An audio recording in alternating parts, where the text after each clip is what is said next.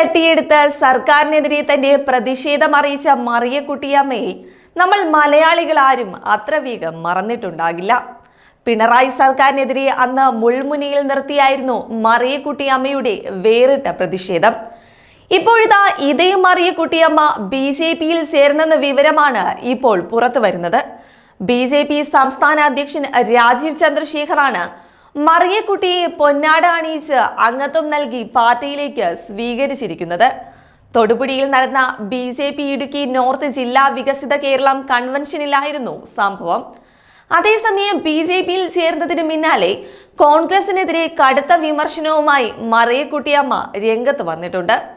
നാട്ടുകാർ തന്ന പൈസ കോൺഗ്രസ് അടിച്ചു മാറ്റിയെന്നും നാണം കെട്ടവരുടെ കൂടെ പോകാൻ സൗകര്യമില്ലെന്നുമാണ് മറിയക്കുട്ടിയമ്മ പറയുന്നത്.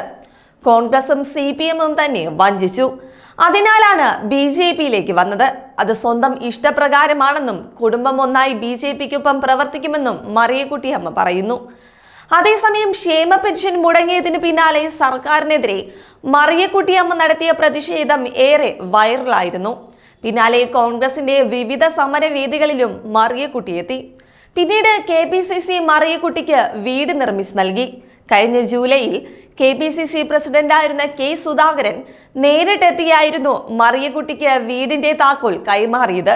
എന്നാൽ തന്നെ സഹായിച്ചത് BJP-യും സുരേഷ് ഗോപിയാണെന്നുമാണ് ഇപ്പോൾ മറിയക്കുട്ടിയമ്മ പറയുന്നത്.